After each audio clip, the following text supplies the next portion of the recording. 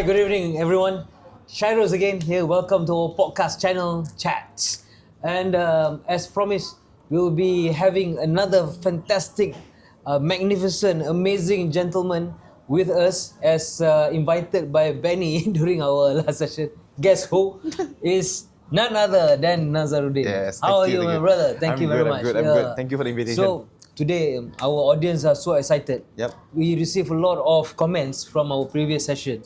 And when Benny mentioned about Naza to be invited to be sitting here in our podcast channel, everyone was sending me a lot of questions. So many things they want to know. Of course, you are very popular.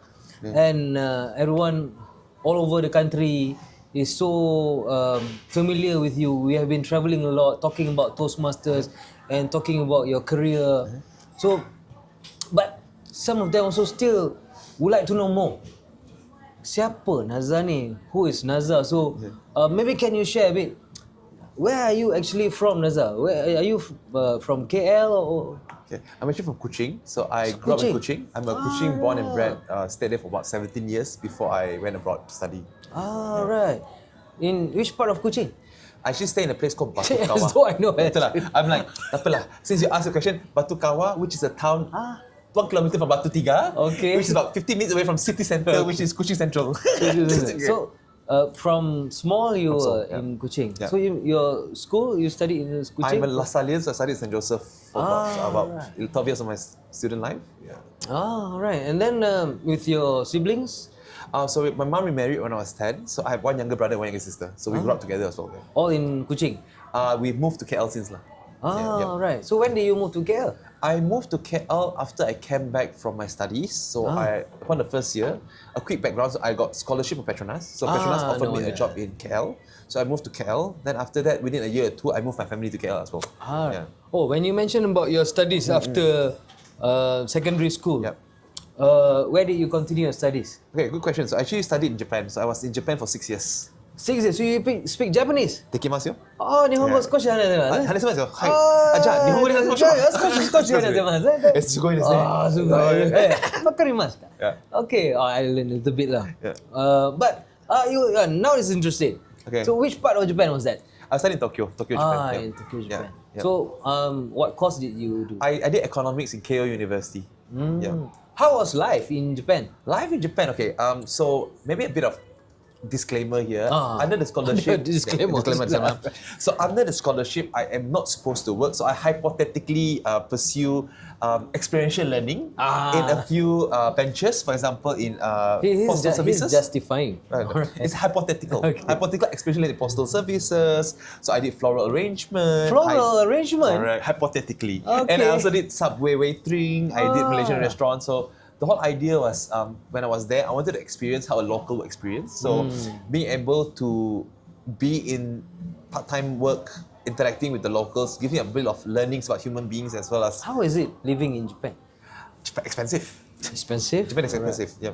I'm sure the working culture, the people, how different it is. So I think one of the qualities that going to study there and working there, I'm sure it's different. So one thing which is about Japan is that when I went there to study, I've learned a few fundamentals. One is I went there thinking that I had to learn every page of the book in Japan. But what I realized in Japan very quickly on is it's very much about outcome. So the exam there is very much you need to know what's going to be asked and then you work backwards. So it's about efficiency versus scale production. That was one. But when I was working there as well, while it was very, very tiring, I also learned a lot about discipline. Because in Japan... You mean study and work at the same time? Yeah. So I used to, a bit of background of how I study, I will study let's say 9 a.m. to 5 p.m. and then I will go back home for dinner. Then I'll go to work from let's say 7 p.m. until 1 a.m. And I come back, sleep, and then continue the next day. The same routine. So it's very back to back. It's going to be very tired. I've been told I have a lot of energy, so it helps a bit. At what age was that? I was 18. Yeah. 18? Yeah. Already there, and working, Yeah. How was Friends in Japan? The sitcom was quite good. I actually enjoyed the So Friends in Japan, okay. I mean the friendship, I think they are different. They are a bit different. Japanese is a very collective society. So very early on, I learned that instead of trying to penetrate a group of friends, I learned to find people who accept me for who I am. So people. How do they take you as a Malaysian? Japanese are very You curious. didn't look like me. You look more Japanese now. I do indeed. But you can check my passport. No, 日本人だ、日本人。日本人です。あ、そう。はい。よくわかりましたね。はい。Okay. No, but the Japanese are very curious. They're very respectful. In fact, when as a Muslim there, Yeah, they will yeah. ask questions about prayers. They will ask questions about circumcision. Oh. They will ask all sorts of questions. They're very curious in general. So it taught me to be open to people's beliefs and faith and just be understanding. Yeah. So I guess, can I say it shapes some kind of thinking or working culture that is until now for you? It does. In a way. For me, like I know for a fact, whichever team I go to, I'm able to blend in quite easily. Because in Japan, we've learned a few things. Number one is we learn to understand the person. We've learned to appreciate everyone for the way they work. But at the same time, we also learn the importance of having common results to unite people. So in any team I go to, those are the things that I've learned to practice on a day-to-day basis as well. Yeah. But I'm not talking much today about Japan. Yeah. But I love, because later we're talking more about yourself. Yeah. And how I strongly believe that your experience and the atmosphere that you had in Japan, somehow or other it shaped you in your thinking. I'm sure. To what extent does that really have impact on you? It does, because I'll share with you, like in Japan, for example, right? When I was in Subway, for example, everything is very much procedural. So Very procedural. Very procedural. So the boss was never there in the morning to check whether you show up or not. Huh? They don't come? They don't come. So the expectation is you hold the key, you go and open the shop, by 9 o'clock it runs. Full trust. Full trust. But it also means you have to embrace that sense of accountability. So they Accountability. Correct. Accountability is key. Like in Japan, it's one of those few countries where you can leave something by the roadside and you come back and the thing's still there. Exactly. And the trust is given. But with the trust also, it means you have to Responsible. be responsible. Alright. I guess as you mentioned, it has shaped a lot of your thinking, your character and personality. And when you came back, you mentioned that you were a Petronas scholar. When you joined Petronas, what was your first job? My first assignment or? So when I first joined Petronas, because I did economics as a background, I went to risk management. Risk management. This was in KLCC, I assume? KLCC, correct. I was in Petronas Dagang Berhad. The one that manages the. Okay. So I just saw my friend saying hi to me. So So hi, Have friend. a seat. We have a lot of audience around. Correct. Yeah. So basically, I was in Petronas. I did risk management. It was leveraging on my experience in economics because there was a lot of analysis with regards to when you venture into new countries. What would the country or the culture be? What would be the risk of the financial risk? Do you forex travel? risk? I travel quite a bit in PDB. Right. So how long were you in Petronas? I'm still in Petronas. So this is my 15th year with Petronas. 15th year. Enjoying every day. Enjoying every day. Every day. You still travel a lot? I travel. I still travel quite a bit these days. I only knew Naza to Petronas Toastmasters earlier days. Since then, were you involved in Toastmasters in Petronas or somewhere else? So my first love actually with Toastmasters started off in Leadership Toastmasters Club in Tokyo. From Tokyo? Correct. That was my first ever your club. exposure. Correct. Then after that, I went to Petronas Toastmasters Club. I was the SAA, then became the president, and then I became area director. Area director. Yes. Same term. Yeah. And right after that, I think I founded the KL Business Leaders Toastmasters Club together with Hansen. So that was my venture into founding the club because I think it was interesting to see if we will create a club for business leaders. You joined Toastmasters when you were in Japan already? Yes. Already? When I was 18 years old, yeah. So your membership started in Japan? Correct. そうがね。そうですよ。Okay, alright. 20年間です。わからない。Okay. Ladies and gentlemen, that is so colorful background that we heard just now from Naza. And he mentioned just now how passionate he is as a Toastmaster member, and so many how many years altogether already? 20 years. 20 years in Toastmasters. And we'll be talking more about his experience in Toastmasters because we now get to know about Naza already, and his role in Toastmasters has been growing into bigger responsibilities. We'll hear more about his role in Toastmasters, especially in the upcoming annual conference. So don't go away. Stay tuned and we'll be back after this short commercial break. See you later after this. Bye-bye. Hang on, Okay. Sahabat, aligapas. Back on the car in my love set.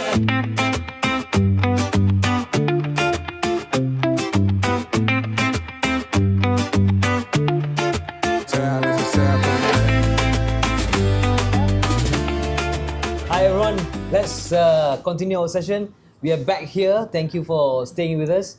Our podcast channel Fun Pro, the only Toastmasters channel having our own podcast channel called the CHATZ. We're the one and only, of course, in District 51. And I'm not sure about other district having our own podcast channel. This is how we still propagate public speaking and, of course, leadership and communication at its best. And tonight, we are very proud to have another fantastic figure, very credible, very reputable, very energetic, very charismatic, a very prominent person. All those adjectives. Huh? All right. We have heard just now a bit about Naza, my good friend here, and how he was so engrossed into Toastmasters and how Toastmasters has shaped him, how Japanese culture has shaped him, and he has been so active in Toastmasters. He just told me that over 20 years in Toastmasters. So along these years, what are the clubs that you have joined as a Toastmaster member? As a member, I've been very loyal as a human being. So I've only joined Petronas Toastmasters Club and KL Business Leaders Toastmasters Club. So you started with Petronas? Yep. No, you started in Japan. I started in Japan. Three clubs. Three clubs. Yeah. So when I left Tokyo's Love, I was in Leadership Toastmasters Club in Tokyo, and then Petronas Toastmasters So I guess Club. you have stopped Toastmasters in Japan? I stopped for about 2 years. Then after that, I came back because I was in university then. Yeah. So now your current clubs are? Petronas Toastmasters Club and KL Business Leaders. Two. Yeah. What role are you doing This now? year, I decided to take a back seat and do more on the role of looking at where gaps are there to fill in the district and also everywhere I serve. Now giving back lah. Giving back, yeah. Giving back. All right. Talking about giving back. Okay. All right. I was told that you were given a fantastic and befitting role of your experience and your abilities in this field of getting people together in the upcoming annual conference. Last episode, we had the organizing chair of the annual conference, Benny. Benny Chia. Can you recall Benny Chia? Benny Chia, he does salsa and he does... That dancer. I was referring to that dancer. Okay. I like when he dances. Where he danced. All right, so Benny was telling us about how he got you, I don't know how he got you into this Scam. huh? He got you into this committee to be leading this department or this task of getting speakers. And maybe can you share? You share better. What is your role in this upcoming annual conference? Okay, so I think when Benny approached me, I've worked with Benny before in the past annual conference back during the COVID days. I'm sure you know Benny for quite some time. I've known Benny since I was young, restless, and also energetic, didn't know better, area director. But knowing quite Benny, some time, over the past decade of knowing Benny, Benny has always been someone that when he wants to do something, he does something in a very big way, and he tries to break convention. No nonsense, huh? A lot of nonsense, don't get me wrong. He is known for nonsense, but his nonsense are all entertaining nonsense. Benny, watch out, Benny. Alright. Yeah, so when he approached me, he said he wanted to form a team that is meant to bring annual conference to a different level. And when I asked him what he meant, he said he didn't want an annual conference which had the normal panel of speakers, have a normal session. So he wanted to design sessions where he bring in people with different type of unique strength. Did he give you any parameters or you are free to draw? He said something that we've not seen before. So he want on the stage the panel of speakers that we've not seen before. That for Toastmasters member coming to the annual conference, it feels like they're accessing a group of individuals that's uniquely it's capable in their own rights with unique perspectives. So in a way that he's giving you a free hand. Yeah, he does. It's a free hand. Yeah. A very difficult free hand. The free hand was people not seen and people not experienced before. Correct. Yeah.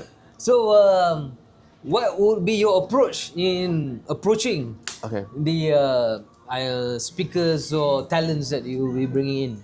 So I like that question. So my approach in approaching, how we went about this is number one is we go back to one thing that I believe in annual conference is the experience. So I ask myself, what can we provide the people But coming? before that, of course, you attended a lot of annual conferences before that. Yes. So I'm sure this must be something different from what you have experienced. So when I joined annual conferences last time, I was mainly a contestant on the stage for the speaking competition. Yeah, our audience, I'm sure they will know. He has always been champions. Every single time that he contests with me, I will lose. And he will always win. He is always the champion on stage. Thank you. He purposely lost on behalf of him. But yeah, so going back to the annual conference itself, we wanted to find leaders who can talk about, number one, how to rally people behind a vision. And for this, we want people who has actually led organizations, who has led organizations successfully, and who has been able to bring forth successes in their own fields. That was one. Second, we want to find people who can build teams in the sense that they have worked together with individuals of different backgrounds and rally them. And third, we want to look for people who have authority in the well-being space. People can talk about, I think in the recent day and age in Malaysia as well, we've read a lot about well-being issues and whatnot. Yes. So when the people who can talk about that and also provide some practical tips on how to navigate this. Yeah. So when you choose speakers, is it necessarily be very senior, prominent doctors or speakers, or someone different age group? What is there some criteria that you are looking at? So my team and I, when we first started off the team, we looked at different archetypes. So the first archetype that we went with is MNC, multinational corporation CEO leaders. We look at people who have run startup from scratch in Malaysia and build it up. We look for people who are in the sports segment, who has coached teams. Okay. We also look at people who has been in the therapy space, who have done counselling or psychiatric consultation for clients. So the idea was going to bring different people of different background, but they all talk about how to lead, influence. Does age matter? Age doesn't matter. So we make sure that we have experienced speakers, we make sure that we have people who are relatively new in the field. But one thing for sure, we look for credible speakers. People who have already established certain voice in the... Does it count social media influence or high traffic speakers that is among those? So funnily enough, when we look at it, the first thing we asked was, should we bring influencers as one of the speakers? Then we realized influencers KOLs. already have their own platform. They are already known, they're already speaking publicly in front of people. So we want to look for people who maybe Toastmasters members have no access to. So I know some of our members come from schools, some of our members come from corporates, some of our members are perhaps housewives or even maybe starting on their business. Yeah. So we want to bring them to a conference that featured speakers that they normally would not hear in their own daily lives. Yeah. So when you mentioned about these different types of target speakers, that so there are specific categories to identify them.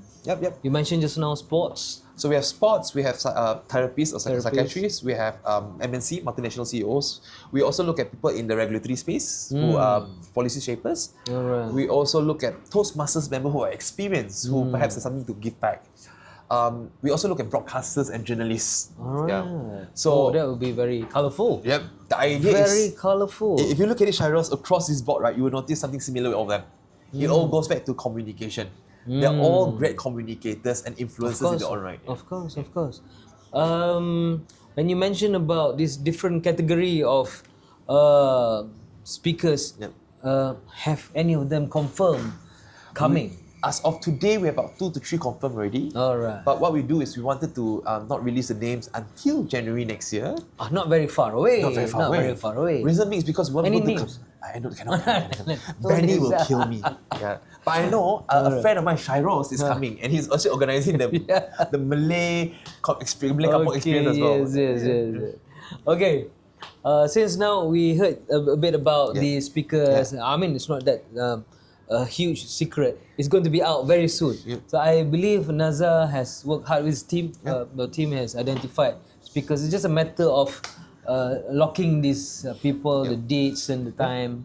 Well, ladies and gentlemen, that's about the annual conference, which is Naza handling. And we'll be having a short break now, a commercial break. And when we come back, Naza will share a bit more about the annual conference. What can we expect other than what Benny have shared earlier? But Naza would have another different perspective as to how we can look up and sign up for the upcoming annual conference. Don't go away. We'll see you shortly.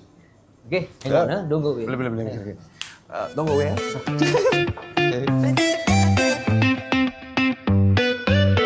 Banyak kali malam set.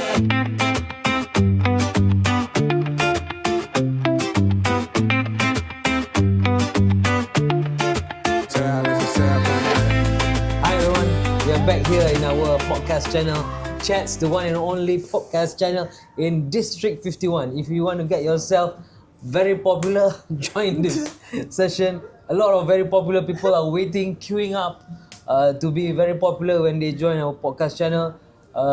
This is because this is one and only podcast channel in District 51, of course, run by a very experienced Toastmaster and our crew member. Yeah. And of course, none other than a very experienced Toastmaster, Naza, who have just shared with us about the annual conference where he is responsible. You have a team handling with you. How can you describe your team helping out with this task? So when we first started the team, I wanted the people who are not like me. So I have Not like you. Not like me at all. Sorry. Okay. So I had Dr. Cassandra, who is a lecturer at University Malaya, who does sports management science. Hence, we were able to access the badminton coach. We have Dr. Terence, who is a dentist. So he is very much down to earth. He runs his own business. So He's actually a dentist. he's a dentist. Oh, yeah, right. correct. So he has teeth. He has teeth, He has right. teeth. And the last one is actually Dr. Nohani. Dr. Nohani he's the deputy CEO for a religious organization in Malaysia. Well renowned as well. Yes, Very yes. funny, sing well. But I brought her because of her legal background as well as her experience in social enterprises as well. So very the idea familiar is, name. Familiar name, yes, Nohani. Honey, no? Yes. Madu. Okay. So the idea for the 3 team members is because I do not want to just have my own type of speakers. So they become a sounding board as well. Yeah. Okay. Coming to that, of course, you are very much familiar what's going to happen from the 1st to the 3rd of May 2026. Just a few months away. I'm sure the main committee have several programs, some exciting things that you can share with our audience tonight. Can. So I think the conference is happy and exciting. Oh, very happy. So the idea As is happy as you. As happy as me, as exciting as you. There you go. So for the 3 days of the conference, the first day will be we're gonna start in the afternoon. So the intention was to bring 3 people. days, eh? 3 days, 3 days. It's during Labor Day, okay? During Labor Day. Okay? Very laborious. Very laborious day, and also a good day to labor on your investment. Okay, so I think on day 1 we're going to start off with a bit of a team session where the Mandarin clubs are going to have their team building. Okay. We're also going to have the Malay clubs. The Malay segment is going to feature the Malay kampong vibe with a lot of Malay experience, traditional experience. For example, the shais, the pantuns, the games, and also the cuisines and all that. While as the English segment, we're going to start off with a session with the national badminton coach, talking about how to win as a team and how parallel. Parallel. Because we believe Toastmasters members are very diverse, so they can choose which one they want to go to. A bit of everything. A bit of everything, correct. Yeah. On the day itself, we have a very experienced Toastmaster, which is Toastmaster Fakri, Ahmad Fakri. Ahmad Fakri, He's going to talk about immersive learning using AI, how to use AI to facilitate. During the English session. During the English session as well. I believe he has confirmed. He has confirmed, yes. When I So say one name on the list. Yeah, one name on the list. DTM Ahmad Fakri. Ahmad Fakri. Yeah, okay. He should be in your next podcast. On the move, on standby. On the standby, okay. Then in the evening itself, because we believe of bringing people together, so we're going to have the Welcome Night. So the Welcome Night on the 1st of May, we're going to feature a magician, a Toastmasters member, Chen Chun. I'm sure you know. Toastmasters. Chen Chun. Oh, Chen Chun. Yeah. Oh, he's great. He's confirmed also to come to do the magic show in the Enchanted Garden. Okay, Correct. right. So we're going to make people disappear that night. All right. For them to attend the next day. It'll be very easy. Very correct. Okay. On the 2nd of May, we are going to feature in the morning the Fireside Chat. Fireside Chat, we have the District Director, Razi. All right. Together with, we are looking at an HR professional who runs a regional MNC operation. You have identified this guy? I've identified, yeah. I'm meeting her this Thursday. So I'm looking forward It's to a her. It's a her. It's a her. It's a her. So All right. if you're an HR professional who is a lady, it may be you. You will be joined by, as I mentioned before, we'll find a startup leader who has run a company, F&B company, which is a very successful franchise in Malaysia as well. So we're also in the midst of confirming him as well. A lot of clues coming up. Correct. Then we're also going to feature MNC CEO who has led the companies, along with the broadcast journalist we are talking to now. He is in the midst of confirming. It's a he. It's a he. It's a he. Broadcast journalist. So there's a few she's and a few he's, not it's yet, but yeah. This is how I trick Benny into giving Correct.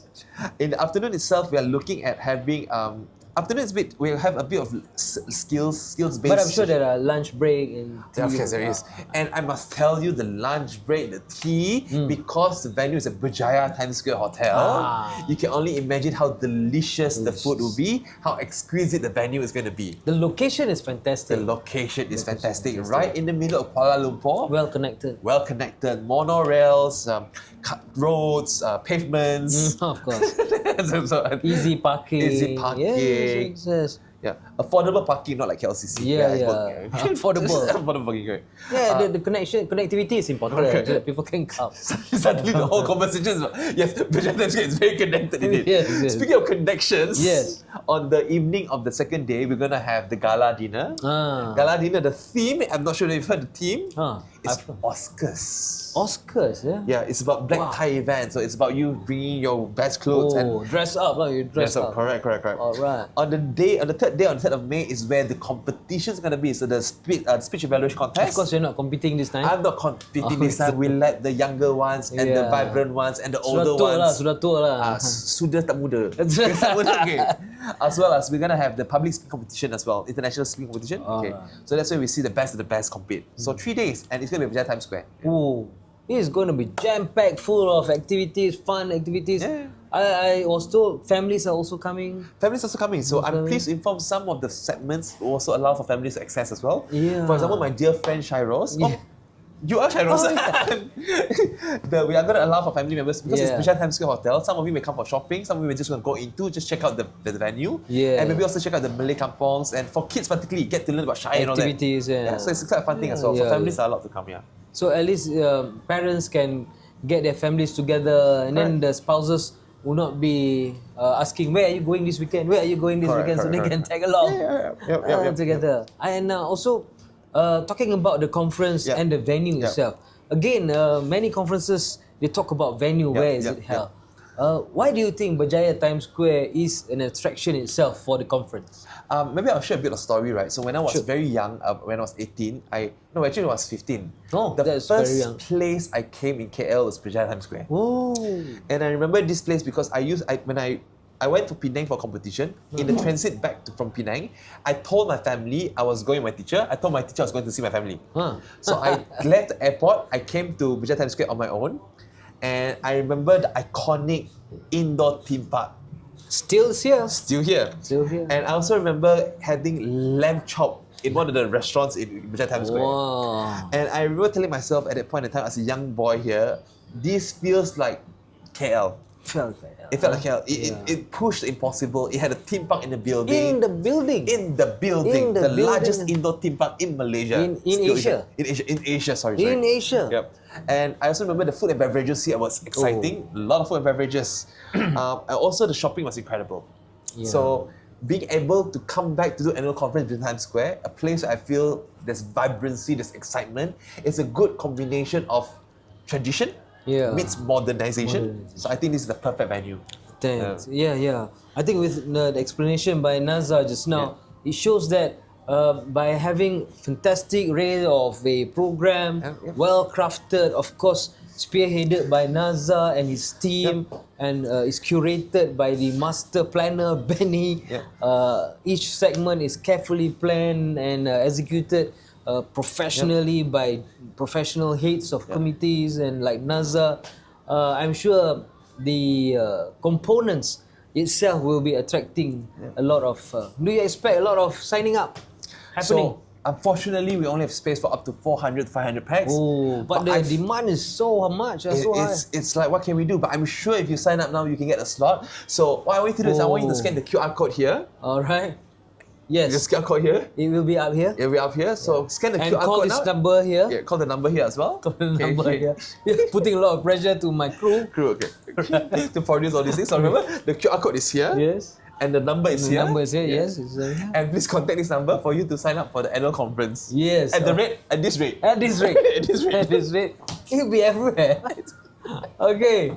And of course, we are very happy that we have you heading the segment of getting all the fantastic speakers coming. What committee is it called? It's called the annual it's called the crew. The crew. The crew, correct. Your what crew is this? It's the crew. The crew. The crew, yeah. Like KRU, crew? The crew. Oh, you're part of the crew. You're the fourth one, is it? The fourth one, correct. The Chinese one.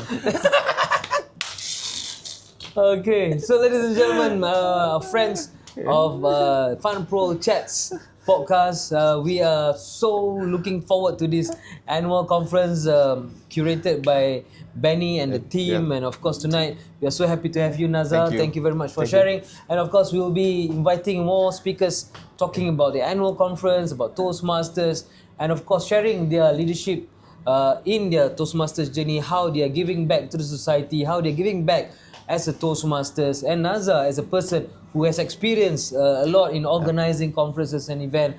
I'm sure his experience will be well delivered into the role that he's doing in the upcoming annual conference. Well, ladies and gentlemen, thank you for being with us tonight. I hope you have benefited a lot and you have gained a lot of Thank you. information shared by Naza. Naza, thank you so Thank you so much much. Thank you for so much. being with us in our My pleasure. podcast channel. Yeah. I wish you all the best, and we are looking forward to hear more names and Will do. individuals that will be listed down in the annual conference speakers list. And I'm Shairos. Thank you very much, everyone. See you again. Hopefully, we'll be meeting our district director next episode. Well, bye bye for now. Chats away. Bye bye. Bye bye. Thank you. Don't forget.